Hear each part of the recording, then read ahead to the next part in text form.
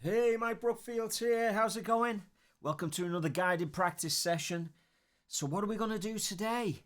We're going to do that classic footage of Clapton when he appears on the Carl Perkins and Friends. I've been meaning to do this for years. I don't know why it's taken me so long to get around to it. Because I take this off the telly, when it was on the telly, and I definitely still play all the licks I learnt off this today. Actually, if I didn't know the licks from this, I don't know what I'd be playing on a blues. It's all the things I do, and a lot of people do when they play rock and roll, up tempo, high energy, blues rock, if you like. Carl Perkins is an amazing guitar player. He's a kind of a lesson for another day, though, isn't he? Fantastic kind of lovely style with his kind of hybrid picking and all the double stops and stuff like that. So I'm a bit groggy-eyed today because I only got back. I got back very late last night from doing a gig, and I thought, shall I do the video early or shall I do it later? So I'm going to try and trying to do this video early. I literally got up and thought I'll transcribe that Matchbox and I'll record that and I'll see if I can get some sleep before my students start arriving. So hopefully this is going to pan out. So, why are we doing this? I'm going to have a quick swig of the coffee. Jesus. Okay. Why are we doing this? It's not about learning the solo all the way through. What we're doing is we're putting Clapton under the microscope. And we're going, why does he sound so good when he plays the pentatonic? And everybody else kind of sounds a bit meh.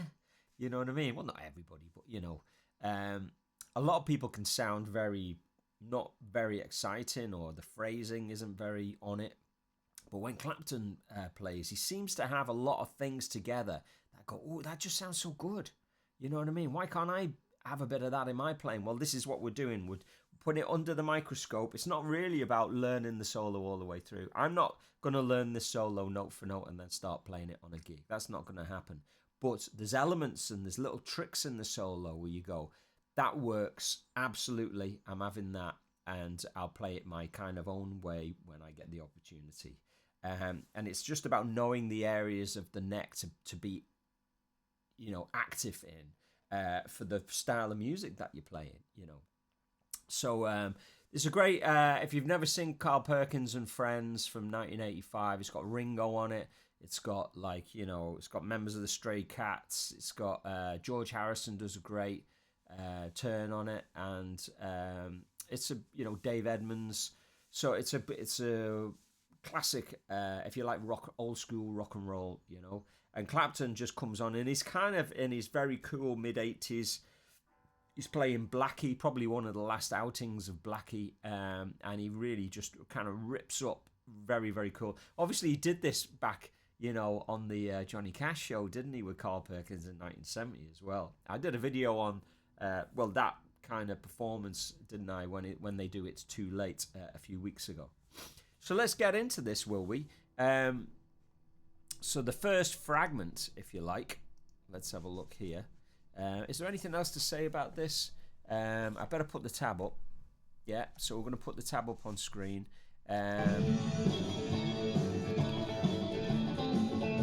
So, we're in A. It starts with Carl Perkins. It's almost like, I think they did a rehearsal and they agreed Clapton would take the first solo, but Carl Perkins jumps in and goes, oh, shit, it's supposed to be Clapton, isn't it? So he plays the first phrase and then Clapton takes over.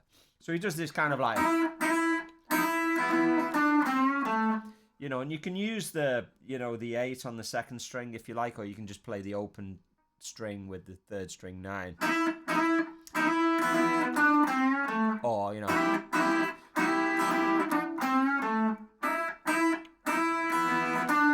it's up to you. That's the Carl Perkins kind of lick at the beginning there. It's super cool. Yeah.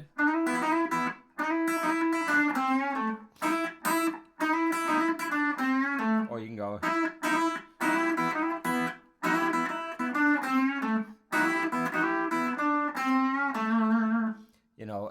Good fun to play that, but that's again like a lesson for another day, isn't it? So, and then he continues on. This is Clapton. So he's going. So we're in like, you know, if you've been on Patreon, go to Patreon, you can get a free PDF download of this. And, you know, I do videos every week and I talk about these activities like, you know, BB King and sports car and all these kind of things. And it's so relatable in this context. So, you know, he's definitely in BB King, and then he leans into the flat 7, which gives it more of that sports car thing. And then he's into a rundown.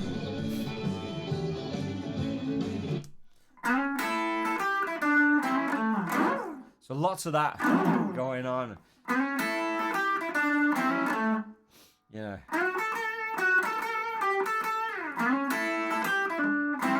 So all of these, you know, rhythmically precise, authentic kind of licks that you definitely want in your playing. Like I said, if I didn't know, I mean, we're not really into it much yet, but I mean, some of the licks, I'd be stuck for something to do.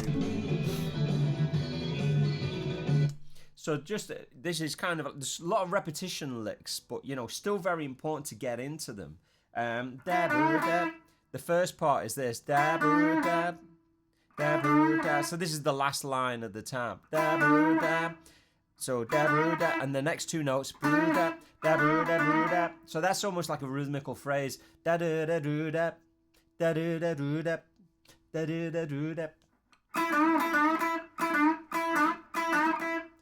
then he goes in. Da-boop, da-boop, da-boop. Da-boop, da-boop, da-boop. You know, it's all related to Chuck Berry, isn't it? You know. Da-boop, da-boop, da-boop, da-boop, da-boop. My camera's saying low power. Oh, I hope it doesn't switch off on me. And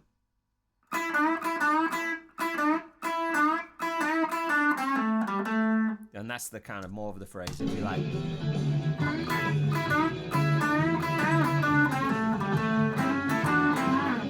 And he finishes it.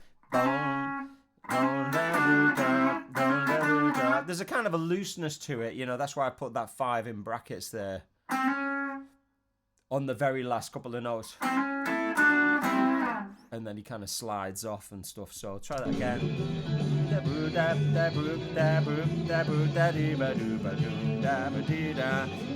You always hear me Scooby-Dooby along, but it really kind of helps.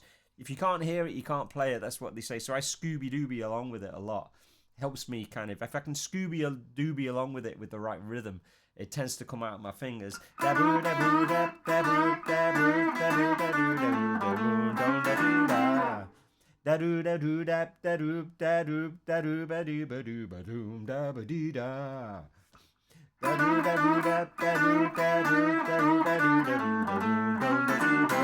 Okay, now we're going to get into the next phrase, because I'm worried my phone's going to run out of battery now. Here we go. So we're into this kind of like, you know, double stop classic. He basically does it for 4 bars, and he does a bar before the double bar line, if you like. So it's like 1, 2, 3, 4. This is chorus 2 starting now. 1, 2, 3, 4. 1, 2, 3, 4. 1, 2, 3, 4. And on that bar is like, and then the train, you know, on the beat. So I'll do that one more time. So 1, 2.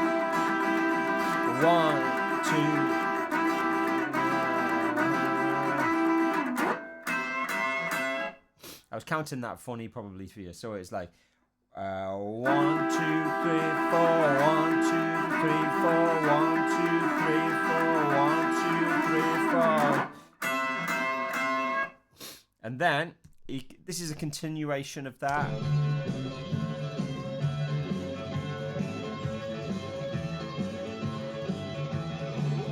So the way I think of that is making sure that I finish the phrase with a da-da-da-da, which is right in the middle of the second line from the bottom. 12, 13, 12, 13. And that lands on the beat. So everything before that is that kind of slightly across the beat.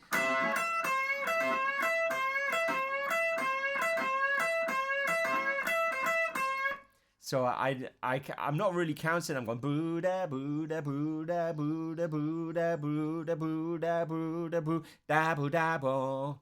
So I'm really just making sure I plonk that on the beat at the end of the phrase, you know.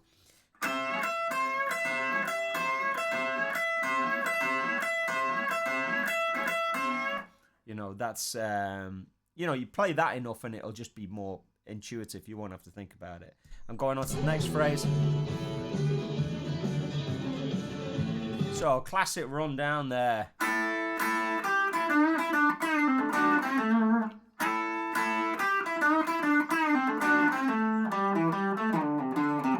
And he continues with that.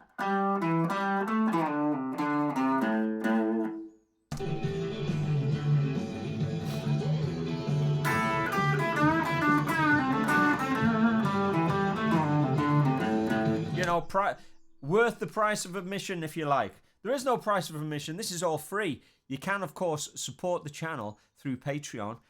Please do.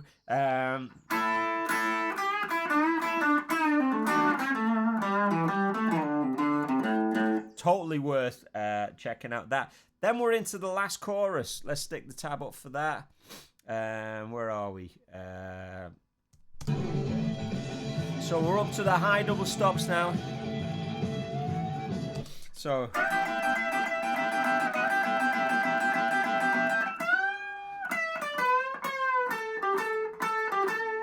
it's amazing that I can still remember this. I only transcribed it before I started recording it, and I can still hear that phrase. It's such a beautiful phrase. That's a real takeaway phrase for me. Like I always say, there's always one thing you go, right, if I can just remember that one, it's all been worth it. It's all this time and effort has all been worth it. Let's go back where so you've got this. So, you know, you're in A, so you've got this classic double stop. It's just triplets. 1, 2, 3, 4. 1, 2, 3, 4. He does a triplet on the first beat of the third bar, and then an overbend. I love that. Listen.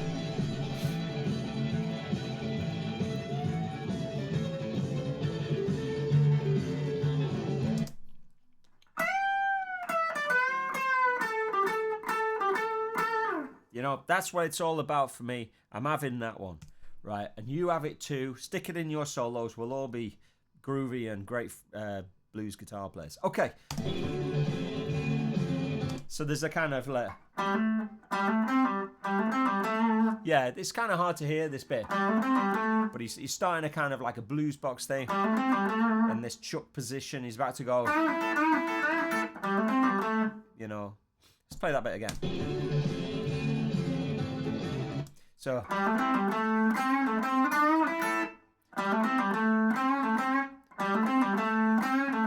So this is in the middle of the second line. And then you can see you do that 9 times, but you're not really counting it. You just kind of, you'll feel it out if you know, get into the play along with it.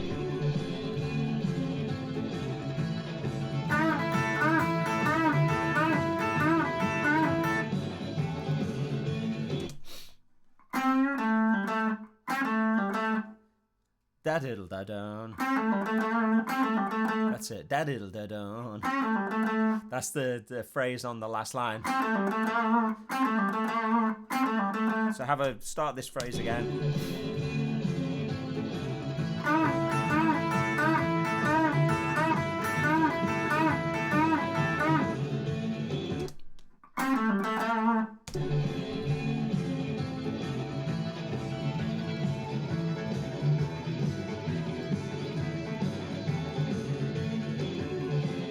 Oh, so the next lick. I was waiting for the next lick, but it's on a separate loop. So... Hang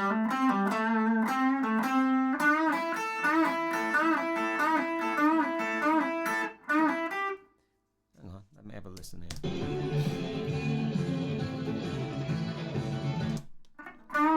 Yeah, I was just checking that the lick was right there.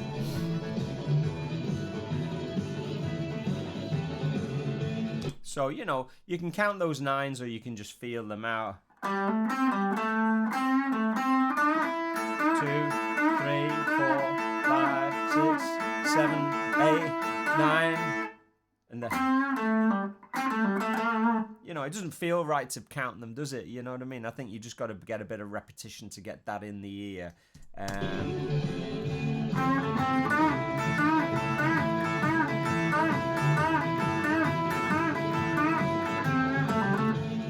And then the last lick there, which I keep going to play, but it's on different.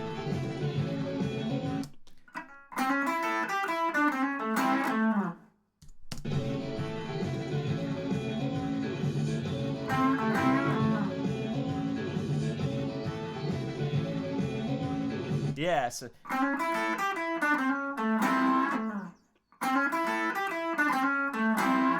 So he's kind of leaning back into the microphone to start singing there. This is kind of like, you know, where these guys go into autopilot because he's going, right, it's the end of my solo. I have to sing now, you know, and there's multiple calculations going on about, you know, what verse is it? What am I going to sing? So most of it has to be kind of automatic, though, doesn't it?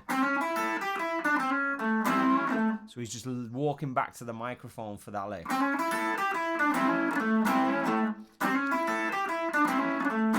Definitely an autopilot style kind of Clapton lick. So there you have it, Matchbox. Been meaning to do that one for a long time. I hope you enjoy it. Keep it burning. Go to Patreon if you like and consider supporting the channel. Right, my eyes are falling out of my head. It's going to be a long day. So I'm going to go make some breakfast or something. Okay, keep it burning, guys, and I'll speak to you soon.